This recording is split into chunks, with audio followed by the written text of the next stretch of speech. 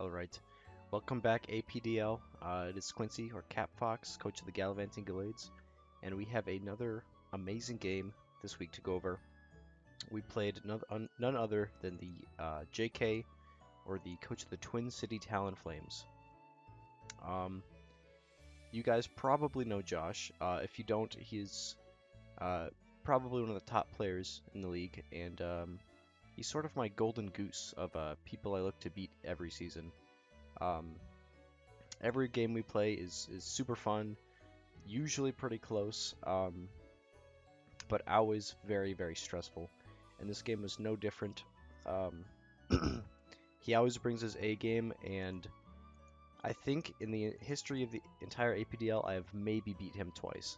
So I'm always doing my best when I prep to play him, and this week was no different. And this game is also very, very important because we kind of need the win. If we lose this game, we go to 2-3, and depending on what happens in the rest of the league, we possibly lose our playoff seat, our playoff seating. We're in 4th place right now, which is the cut. But if we lose this game, things look or begin to look very dicey. So, without further of that, let's go into the team builder, just so I can talk about everything we brought this week. So first on our list, we got the Meowscarada again. A staple on the team being our 100-pointer. We have a Life Orb set, and for the first time in a while, we're not running Protean, we're running Overgrow. I didn't want to run Protean this week for whatever reason, and I wanted to try Overgrow since Flower Trick hits a lot of his team very, very hard. The things that it doesn't hit very hard have like a double resistance to it, so it's not really going to do anything no matter what. But with Overgrow and Life Orb, if we get down to below a third, we have Life Orb damage, we have Overgrow, which is 1.5, we have Stab, which is another 1.5, and it's always creating. It's a ton of stupid damage, and Life Orb can just help us get into that range. Then we have Brick Break for any screens he wants to try to set up, we have Knockoff, and U-Turn for a little bit of momentum. We have enough speed to outspeed everything without boosts or scarps, and we have max attack, leftovers in HP, and we are adamant. So that's the Meowscarada this week. Next up we have Tinkaton, also a staple on the team pretty much. Tinkaton in the past few weeks has kind of been a defensive, bulky set with a couple offensive moves. But this week I thought I'd try to fill a utility slot with her. So we got Reflect, Play Rough, Thunder Wave, and Stealth Rocks with max HP, 60 defense, and 200 speed with a jolly nature. Now, I believe the reasoning for that speed is to outspeed Hitmonlee without scarfs or any speed boosts. Excuse me. Light Clay helps Reflect set up for a little longer, and I'm not bringing light screens because a lot of the threats I'm very worried about in his team are on the physical side. So Reflect is enough to make me feel comfortable as far as screens go. But Play Rough hits a couple things really hard, like Salamence and Hitmonlee as well, and unless he outspeeds me or has a priority move, it's sort of a good check to make them switch out or lose them on. And then Own Tempo is also really nice. Josh has 3 Intimidate Pokemons on his team, so Own Tempo just ensures that we can stay in and still be a threat if he tries to bring our attack down. Next up we got Clodsire, also a staple at this point, but we're doing something a little funny with him this week. We're running a weakness policy, and for better or for worse, we are not running Unaware. We are running Water Absorb. Josh has 2 really strong water Pokemon on his team. He has Wishy-Washy, and he has Tauros Paldea Water. Now, my team isn't very weak to water types, but it also doesn't resist them a whole lot. So my thinking was he might, he's going to bring at least one of those Pokemon, if not both. And, most people will pack a Stab move on their Pokemon, just because it's a good middle ground pick. And so I was hoping, or I am hoping to get a little bit of a cheeky water absorb off, get some health back, as well as be bulky enough to just tank a super effective move and proc the weakness policy. On top of that, we're running Poison Jab, Earthquake, Recover, and Curse. So we can still do all the things Clodsire normally likes to do, like poison stuff and heal and be annoying. But we can also Curse, get our defense up, be super bulky in both areas, and we can get our attack up as well and do some big damage. We got max HP, some defense, and the rest in special defense with a sassy nature. Next up is Primarina. This thing is an absolute beast, especially against Salamence, who with the choice Scarf outspeeds it and kills it with Moonblast and Ice Beam. But we also have Scald to burn some of his physical threats. Torrent is there as like the only really good ability choice, I think. Then we got 80 HP, 252 special attack, and 176 speed. And this thing does disgusting damage to most things. Primarina has so much special attack that it doesn't need to be choice specs, and Choice Scarf just lets it outspeed everything that would normally threaten it. Next up, we got Conkeldurr. This guy's also been stupid good since I've picked him up. I think he picked up 3 kills in his first game.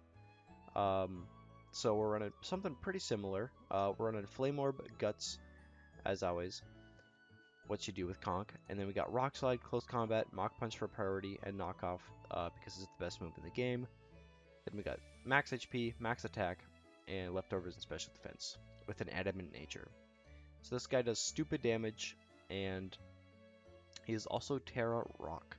So he is going to be doing really good damage against things like Salamence, Crobat. He also has Houndoom and Glalie that he could bring. So Josh has a fair number of weaknesses against Rock on his team. So I thought Terra Rock would be our best choice this week to kind of get an unexpected advantage over some key threats. But last but not least is our Choice Specs Sigilyph this week with Tinted Lens. He's packing Psychic, Heat Wave, Air Slash, and Ancient Power. He has 16 HP, max special attack, and 240 speed, making it so he can almost outspeed everything. I think the only things he does not outspeed are Tauros, Crobat, and Salamence.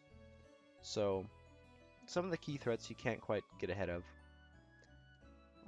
And actually that might be wrong. He does outspeed Salamence, Tauros, but not Crobat. My mistake. So he outspeeds almost everything but one. And with his build, he is two-shotting everything on his team. Just the perks of having Tinted Lens doing double damage to things that resist it, or that resist you. There's nothing on his team that is taking less than 50% damage from one of his moves. So this thing is awesome. Now, really quickly talking about the team as a whole and what it's supposed to do is my name of the game this week was to kill the momentum, or at least take it away. Josh's team is really good at using U-turn and Volt Switch to swing the momentum in his favor when he kind of loses the momentum or loses the offensive footing that his team normally has. So my goals were to take away Crobat's U-turn, or just get Crobat off the field, as well as trap Electros, and do those two things as well as possible, which was the entire reason Sigilyph is the way he is. His Psychic one-shots Crobat if he decides not to U-turn right away. And then Clodsire obviously completely walls Electros, also keeping him from Volt Switching out, as well as having weakness policy so that if he does have a super effective move for him, we can set up and just get some crazy damage with an otherwise completely defensive Pokemon. And then after that plan, we have a couple of really good offensive threats, Meowscarada, Conkeldurr, Primarina, that can come in and just you know, take the game with their own momentum, with their own offensive power, so to speak. So that was the, you know, the game plan going into it. But with the team wrapped up, let's finally hop into this game. All right, so getting into the match, we see a couple things. He has 2 rock weaknesses.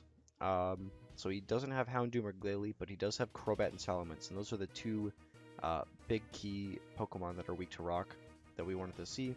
So I decided to Terra Rock Conkeldurr. And then we, honestly, pretty much what I was expecting. He has both water Pokemon, so Water Absorb is looking like it, you know, might have been a good choice at this point. But he also has Salamence, which is, you know, he was going to bring that regardless. And just to start it off here, I stick with the game plan of trying to counter a Crobat lead. I know if I send in Sigilyph, I can one-shot it, so send him in, and he ends up sending in Salamence. Now, I know he can't kill me off the bat, and Intimidate doesn't do anything to me, so I just decide to fire off a Ancient Power. It does pretty good damage against his team, and it does about the same amount of damage that the rest of Sigilyph's moves do against Salamence. So I decide to take the, you know, the gamble for the 10% Omni Boost. We don't get it, but we do get some good damage, and he decides to Dragon Dance. And that's sort of a problem, because we're not on a Were Clodsire this game, and now he outspeeds absolutely everything on my team. So, you know, but then, you know, we stay in. I don't want to risk switching something. Excuse me. And he has Thunderfang and completely obliterates Sigilyph. So he goes down, and I send in Clodsire. I don't know if he's Earthquake. I'm guessing he might be, but I also know I'm bulky enough that I might be able to live a +1 attack Earthquake. And this, you know, very early on in the game, I make one of the biggest misplays, and that is sending this Clodsire in here. Because I know he's going to have something like Dual Wing Beat. And I know Conkeldurr, you know, I've declared that Conkeldurr is my Terra, and he's Rock. That resists flying. So it would have been a much better choice here to throw in Conkeldurr, Terra Rock, and just Rock Slide this thing right away. Unfortunately, I went for the Clodsire play, thinking I might be able to get a Poison Jab off or something. I was sort of thrown off guard by the Dragon Dance, and it was sort of a panic pick. Definitely not the best choice, but Clodsire goes down in 1 hit. With +1 attack, it might be a damage roll. Clodsire had more special defense, so it might have been a guaranteed after +1 anyway. I'm not sure. But we, on turn 3, we're down 6-4, which is not good. But then I think, okay, I can't really save this Terra in the background anymore. It's my only option right now. I have to bring in Conkeldurr and try to get rid of this thing. So I Terra Rock. He does Dual Wing Beat, which does, you know, not too much damage. And then we knock off. We don't quite kill it because we don't have the burn proc yet, but then we can Mach Punch. So we lose 6% there, which is a little bit unfortunate, but it's alright. Hitmonlee comes in and would absolutely destroy Conkeldurr, so we switch out. We take a big chunk at the Primarina, but we're able to threaten Hitmonlee out, and you know, our Moonblast gets eaten up by Electros. And this is where my mistake earlier comes back to bite me, because Clodsire would be the perfect switch in for this thing. It soaks up its electric moves. It can start hitting Curse, and after 1 or 2 curses, it's doing really good damage to his team. So I'm feeling the pain here, but I think my best switch in here is Meowscarada. We get a resist off, which is nice for the damage, but unfortunately we get that 30% paralysis. So Meowscarada's one really good stat is down the drain, and we don't have Sucker Punch for priority, so we're it's pretty much a useless Pokemon at this point. But I decide to switch out into Tinkaton since I know we can tank any hit really well. He brings in Hitmonlee, and So I didn't pause that quick enough. You guys saw what happened, but I was not completely sure what item he would be yet, and I thought that, I knew I could live an Earthquake. Unfortunately, this did crit. It's Pokemon. That's what happens. But it is unfortunate nonetheless. In fact, with the U-turn 4% damage, it might have been less of a roll anyway, so.